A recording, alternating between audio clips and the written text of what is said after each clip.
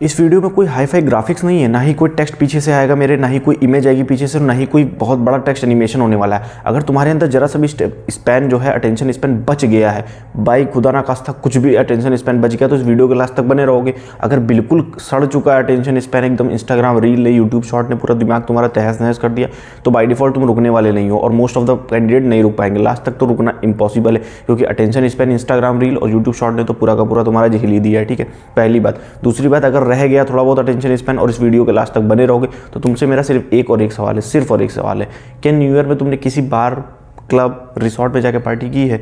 इस new year की बात कर रहा हूँ। अगर की है तो कमेंट सेक्शन में जरा यस लिख दो, और अगर नहीं की है तो नो जरूर लिख देना। मोस्ट ऑफ द केसेस में 90% कैंडिडेट ने नो ही लिखा होगा, 100%, I am damn sure 100% candidates ने नो ही लिखा होगा। अब क्यों लिखा था? और वो इंस्टाग्राम पे जो आपको वीडियोस दिखते हैं वो है क्या एक्चुअली में, और इंस्टाग्राम पे जो रील्स आपको दिखती हैं एक्चुअली में है क्या?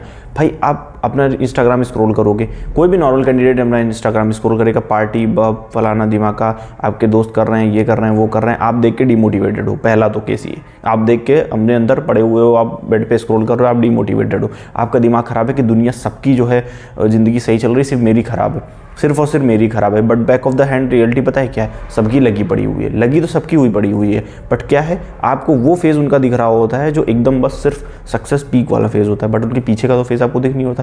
पहली बात। दूसरी बात, अगर तुम एक स्टूडेंट हो, या फिर अगर तुम जॉब नहीं अभी करते हो, तुम स्टूडेंट हो, तुम 18 से लेकर 23 साल तक की उम्र है तुम्हारी, 24 साल तक की उम्र है तुम्हारी, तुमको क्या एक इतना सा भी मतलब कॉन्फिडेंस है कि तुम पब्लिक स्पीकिंग कर सकते हो? सिर्फ एक चीज़ मैं पूछ रहा हूँ आपसे, क्या तुम में इतने गट्स हैं कि कोई स्कूल की सेरेमनी हो, कोई कॉन्फ्रेंस हॉल हो, तुम्हारे अंदर इतने गट्स हैं, इतनी पब्लिक स्पीकिंग है? उसको इंट्रोवर्ट नहीं बोलते हैं, उसको इंट्रोवर्ट से अपने आप को सेटिस्फैक्शन मत देना, जस्टिफिकेशन उसका इंट्रोवर्ट से मत देना कि नहीं मैं तो इंट्रोवर्ट हूँ। एक डेफिनेशन आ गई है ना मार्केट में, 10 साल पहले तक इंट्रोवर्ट की डेफिनेशन नहीं होती थी, जब से वो इंट्रोवर्ट की डेफिनेशन आ गई है ना, तब से जस्टिफिकेशन देना बहुत आसान हो गया कि मैं तो इंट्रोवर्ट हूँ, मेरे से नहीं होगा। एक्सट्रोवर्ट बंदे कर लेते हैं, जो एक्सट्रोवर्ट होते हैं वो बंदे कर लेते हैं। पर क्या अपने आप से सोचा है कि मेरे अंदर क्या वो गट्स फीलिंग है कि मैं एक स्टेज पे जाके 10 मिनट की स्पीच दे सकता हूँ? क्या मैं फंबल नहीं करूँगा? क्या मेरे अंदर पब्लिक स्पीकिंग के गट्स हैं?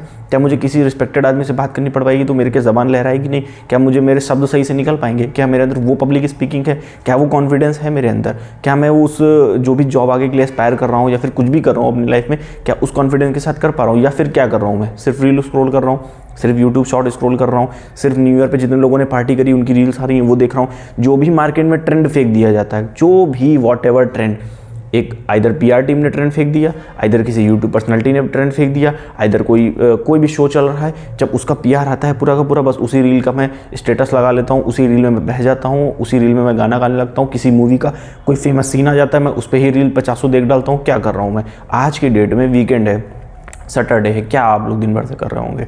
केवल यूट्यूब शॉर्ट रील, इसके अलावा क्या कर रहे होंगे? अब मैं कोई यहाँ मोटिवेशनल स्पीकर नहीं बनने वाला हूँ, इस चैनल पे आपको कोई मोटिवेशनल स्पीकर मैं नहीं देना हूँ, लेजिटिमेट बात सिर्फ मैं करने वाला हूँ। आपको मैं संदीप जी की तरह या किसी और भी यूट्यूब चैनल की तरह, दुनिया भर के इतने सारे चैनल हैं, मैं उसकी तरह कोई वो नहीं कर रहा हूँ कि बिल्कुल आप सोते हुए शेर होगे, एकदम से जग जाओगे और दुनिया भर तहस नहस कर दोगे। आपके हाथ में जितना बस उतना ही कर पाओगे, ठीक है, उससे ज़्यादा आप कर भी नहीं सकते हो। लेकिन हाँ, कम से कम एस्पायर तो कर सकते हो।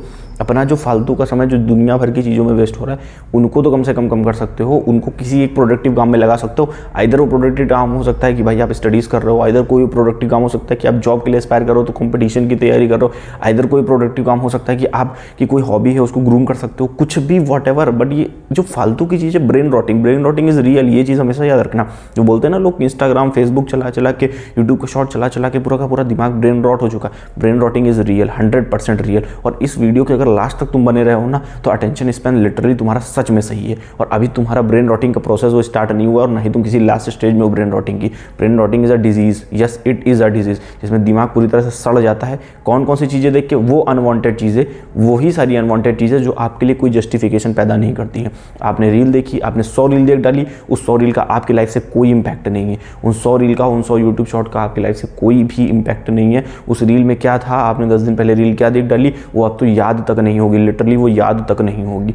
सो भाई, इन सब चीज़ों में पढ़ना बंद कर दो। लिटरली ये एडवाइस है कि इन चीज़ों में पढ़ना बंद कर दो।